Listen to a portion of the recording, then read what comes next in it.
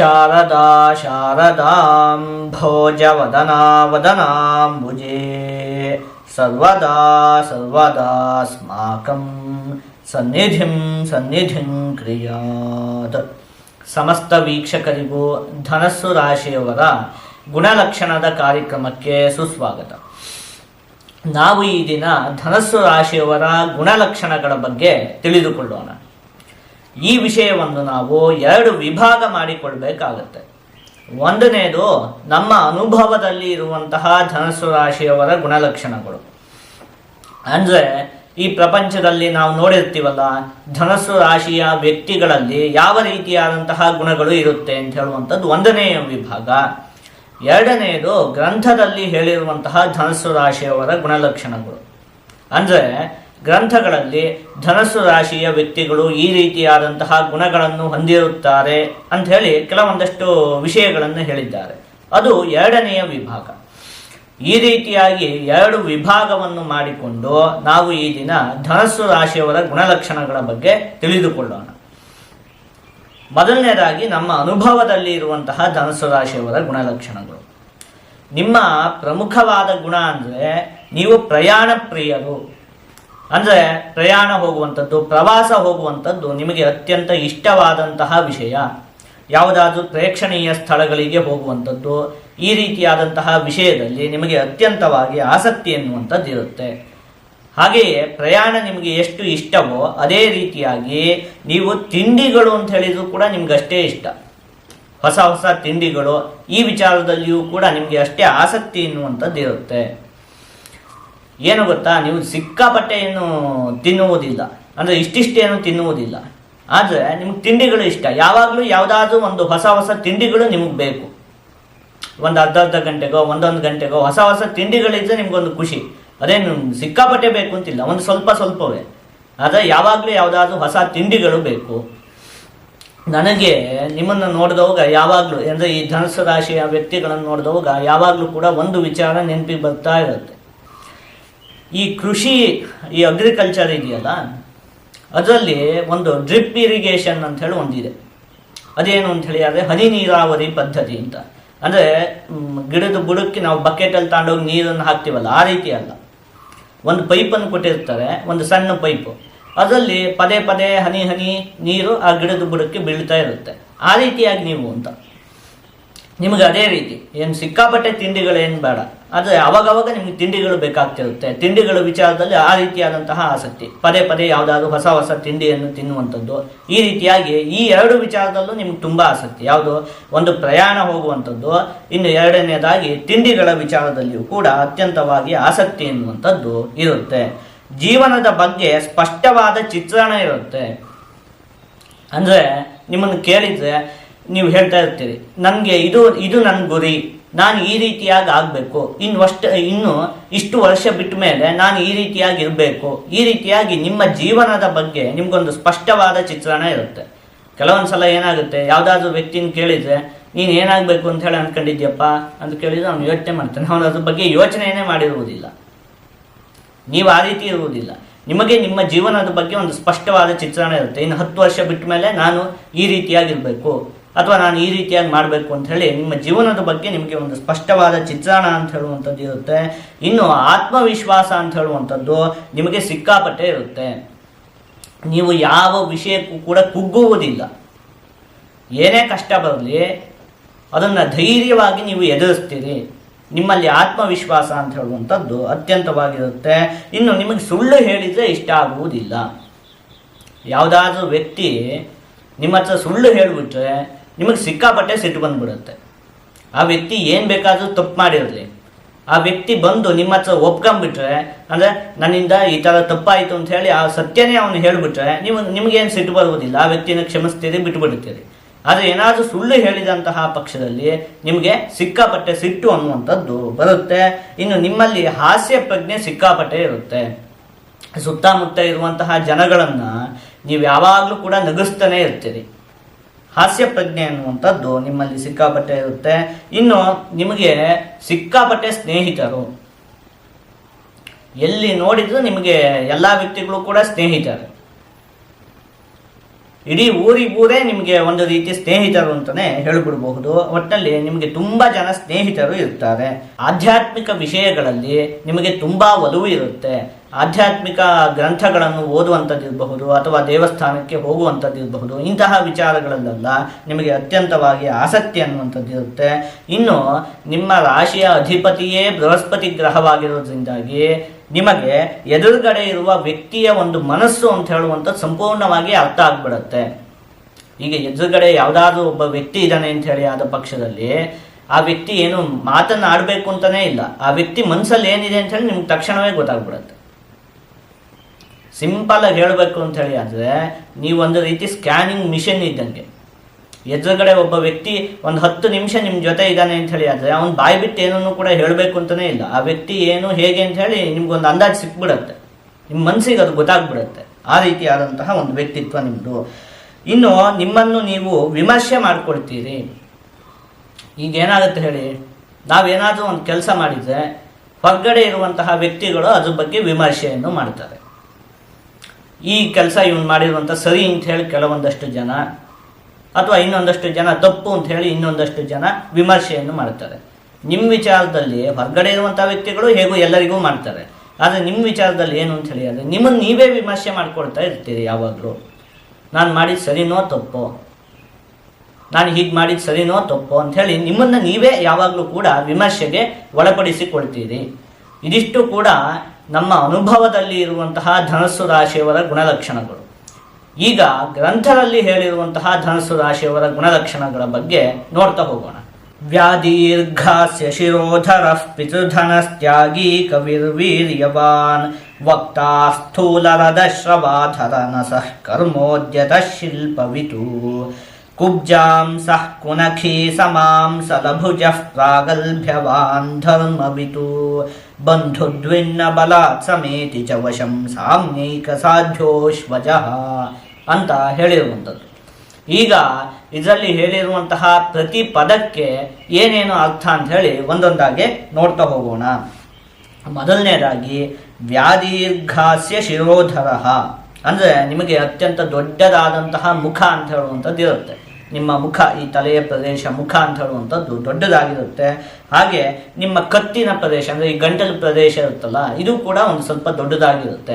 ಒಟ್ಟಿನಲ್ಲಿ ಉಳಿದವರಿಗಿಂತಲೂ ಕೂಡ ನಿಮ್ಮ ಒಂದು ಮುಖದ ಪ್ರದೇಶ, ಈ ಕುತ್ತಿಗೆ ಪ್ರದೇಶ ಅಂತ ಹೇಳುವಂಥ ಡಿಫ್ರೆಂಟ್ ಆಗಿರುತ್ತೆ ಉಳಿದಂತಹ ಎಲ್ಲ ವ್ಯಕ್ತಿಗಳಿಗಿಂತಲೂ ಕೂಡ. ಪಿತೃಧನ ಅಂದರೆ ವ್ಯಾಖ್ಯಾನ ಮಾಡುವಂತಹ ಸಂದರ್ಭದಲ್ಲಿ ಜನಕ ವಿತ್ತಾನ್ವಿತ ಅಂತ ಹೇಳಿರುವಂಥದ್ದು. ತಂದೆಯ ಸಂಪತ್ತನ್ನು ಉಳ್ಳವನು. ನಿಮಗೆ ಈ ಪಿತ್ರಾರ್ಜಿತವಾದಂತಹ ಆಸ್ತಿ ಇಂಥದ್ದೆಲ್ಲ ಕೂಡ ಚೆನ್ನಾಗೇ ಪ್ರಾಪ್ತಿಯಾಗುತ್ತೆ. ತಂದೆಯ ಸಂಪತ್ತು ಅಂತ ಹೇಳುವಂಥದ್ದು ನಿಮಗೆ ಪ್ರಾಪ್ತಿಯಾಗುತ್ತೆ. ಇನ್ನೊಂದು ರೀತಿ ವ್ಯಾಖ್ಯಾನವನ್ನು ಕೂಡ ಮಾಡಬಹುದು, ತಂದೆಯನ್ನೇ ಸಂಪತ್ತಾಗಿ ಉಳ್ಳವನು ಅಂತ. ನಿಮಗೆ ನಿಮ್ಮ ತಂದೆಯೇ ಒಂದು ರೀತಿ ಸಂಪತ್ತು. ನಿಮಗೆ ನಿಮ್ಮ ತಂದೆ ಅಂದರೆ ಸಿಕ್ಕಾಪಟ್ಟೆ ಇಷ್ಟ, ಆ ರೀತಿಯಾದಂತಹ ಸ್ವಭಾವ ನಿಮ್ಮದು. ನಿಮಗೆ ನಿಮ್ಮ ತಂದೆಯೇ ಒಂದು ರೀತಿಯಲ್ಲಿ ಸಂಪತ್ತು ಅಂತ. ಒಟ್ಟಲ್ಲಿ ನೀವು ಮಾಡುವಂತಹ ಎಲ್ಲ ಕೆಲಸ ಕಾರ್ಯಗಳಿಗೂ ನಿಮ್ಮ ತಂದೆ ಯಾವಾಗಲೂ ಕೂಡ ನಿಮಗೆ ಸಪೋರ್ಟ್ ಆಗಿ, ನಿಮಗೆ ಬೆನ್ನೆಲುಬಾಗಿ ಇರ್ತಾರೆ. ಹಾಗಾಗಿ ನಿಮಗೆ ನಿಮ್ಮ ತಂದೆ ಅಂದರೆ ತುಂಬ ಇಷ್ಟ. ಆ ರೀತಿಯಾಗಿಯೂ ಕೂಡ ಇದನ್ನು ವ್ಯಾಖ್ಯಾನ ಮಾಡಬಹುದು. ತ್ಯಾಗಿ, ಇದಕ್ಕೆ ವ್ಯಾಖ್ಯಾನ ಮಾಡುವಂತಹ ಸಂದರ್ಭದಲ್ಲಿ ದಾತ ಅಂತ ಹೇಳಿರುವಂಥದ್ದು. ಅಂದರೆ ದಾನವನ್ನು ಮಾಡುವಂತಹ ಸ್ವಭಾವ ನಿಮ್ಮಲ್ಲಿ ಇರುತ್ತೆ. ನೋಡಿದ್ವಲ್ಲ, ಏನು ಧಾರ್ಮಿಕ ವಿಷಯಗಳಲ್ಲಿ ನಿಮಗೆ ಆಸಕ್ತಿ ಇರುತ್ತೆ, ಅದೇ ರೀತಿಯಾಗಿ ದಾನವನ್ನು ಮಾಡುವಂಥದ್ದು. ನಾವು ನೋಡಿದ್ವಲ್ಲ, ಏನು ನಿಮಗೆ ತಿಂಡಿಗಳ ವಿಚಾರದಲ್ಲಿ ಅತ್ಯಂತವಾಗಿ ಆಸಕ್ತಿ ಇರುತ್ತೆ ಅಂತ ಹೇಳೋದು ಹೇಗೂ ನೋಡಿದ್ವಿ. ಇಲ್ಲೊಂದು ವಿಚಾರ ಏನು ಅಂತ ಹೇಳಿ ಅಂದರೆ, ನೀವು ಒಬ್ಬೊಬ್ಬರೇ ಕುತ್ಕೊಂಡು ತಿನ್ನುವುದಕ್ಕೆ ಇಷ್ಟಪಡುವುದಿಲ್ಲ. ನಿಮಗೆ ಸುತ್ತಮುತ್ತ ಒಂದು 4 ಜನ ಇರಬೇಕು, ಅವರಿಗೂ ಕೂಡ ನೀವು ಏನನ್ನಾದರೂ ಕೊಡಿಸ್ಬೇಕು. ಅವಾಗಲೇ ನಿಮಗೊಂದು ತೃಪ್ತಿ ಅಂತ ಹೇಳುವಂಥದ್ದು ಉಂಟಾಗುವಂಥದ್ದು. ಅದೇ ಹೇಳಿದ್ದು, ಕೊಡುವಂತಹ ಹಂಚುವಂತಹ ಸ್ವಭಾವ ಅಂತ ಹೇಳುವಂಥದ್ದು ಕೂಡ ನಿಮ್ಮಲ್ಲಿ ಅತ್ಯಂತವಾಗಿ ಇರುತ್ತೆ. ಅದಾದಮೇಲೆ ಕವಿಹಿ ಅಂದರೆ ಈ ಕಾವ್ಯದ ವಿಚಾರದಲ್ಲಿ ನಿಮಗೆ ಅತ್ಯಂತವಾಗಿ ಆಸಕ್ತಿ ಇರುತ್ತೆ. ಅಂದರೆ ಸಾಹಿತ್ಯ, ಅದಕ್ಕೇನೋ ಬರೆಯುವಂಥದ್ದು ಇರಬಹುದು, ಕವಿತೆ ಕವನಗಳನ್ನು ಬರೆಯುವಂಥದ್ದು ಇರಬಹುದು, ಅಥವಾ ನೀವು ಬೇರೆಯವರು ಬರೆದಂತಹ ಕವಿತೆ ಕವನಗಳನ್ನು ಓದುವಂಥದ್ದು ಇರಬಹುದು. ಒಟ್ಟಿನಲ್ಲಿ ಇಂತಹ ವಿಚಾರಗಳಲ್ಲಿ ನಿಮಗೆ ಅತ್ಯಂತವಾಗಿ ಆಸಕ್ತಿ ಎನ್ನುವಂಥದ್ದು ಇರುತ್ತೆ. ಅದಾದಮೇಲೆ ವೀರ್ಯವಾನ್ ಅಂದರೆ ಬಲಿಷ್ಠವಾಗಿರ್ತೀರಿ. ನೀವು ಯಾವುದಕ್ಕೂ ಕೂಡ ಹೆದರುವುದಿಲ್ಲ, ಯೋಚನೆ ಮಾಡಿ ಆಯ್ತು. ವಕ್ತ, ಮುಖ್ಯವಾಗಿ ವಕ್ತ ಅಂದರೆ ಸಂಭಾಷಣೆ ದಕ್ಷ ಅಂತ ಹೇಳಿರುವಂಥದ್ದು. ಮಾತಿನ ವಿಚಾರದಲ್ಲಿ ನಿಮಗೆ ನೀವೇ ಸಾಟಿ.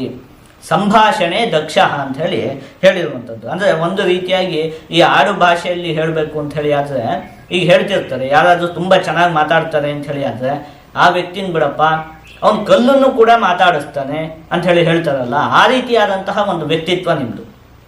ಬೇಕಾದರೆ ಕಲ್ಲನ್ನು ಬೇಕಾದರೂ ನೀವು ಮಾತಾಡಿಸ್ಬಿಡ್ತೀರಿ.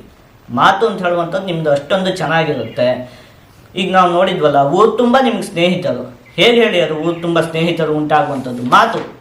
ಯಾರು ಸಿಕ್ಕಿದ್ರು ಕೂಡ ಮಾತಾಡ್ತೀರಿ, ತುಂಬ ಚೆನ್ನಾಗಿ ನೀವು ಮಾತಾಡಿಸ್ತೀರಿ. ಆ ಮಾತಿನ ವಿಚಾರದಲ್ಲಿ ನೀವು ಅತ್ಯಂತ ಸಮರ್ಥರಾಗಿರ್ತೀರಿ ಅಂತ ಹೇಳಿ ಹೇಳಿರುವಂಥದ್ದು. ಹಾಗೆ ಅದೊಂದು. ಇನ್ನು ಸ್ಥೂಲರದ ಶ್ರವಾಧರ ನಸಹ, ದೊಡ್ಡದಾದಂತಹ ಹಲ್ಲು, ಅದಾದಮೇಲೆ ಕಿವಿ, ಈ ತುಟಿಯ ಪ್ರದೇಶ, ಮೂಗು, ಇದೆಲ್ಲ ಏನು ದೊಡ್ಡದಾಗಿ ಇರುತ್ತೆ ಅಂತ ಹೇಳಿ ಹೇಳಿರುವಂಥದ್ದು. ಒಟ್ಟಲ್ಲಿ ನಿಮ್ಮ ಮುಖ ಇರುತ್ತಲ್ಲ, ಅದು ಉಳಿದವರಿಗಿಂತ ಡಿಫ್ರೆಂಟ್ ಆಗಿರುತ್ತೆ. ದೊಡ್ಡದಾದಂತಹ ಹಲ್ಲು ಅಥವಾ ಹಲ್ಲಿಗೆ ಸಂಬಂಧಪಟ್ಟಿರುವಂತಹ ವಿಚಾರದಲ್ಲಿ ಏನಾದರೂ ಆರೋಗ್ಯದ ಸಮಸ್ಯೆಗಳು ಅವಾಗವಾಗ ಉಂಟಾಗ್ತಿರುವಂಥದ್ದು, ಇಂಥದ್ದೆಲ್ಲ ನಿಮಗೆ ಇರುತ್ತೆ.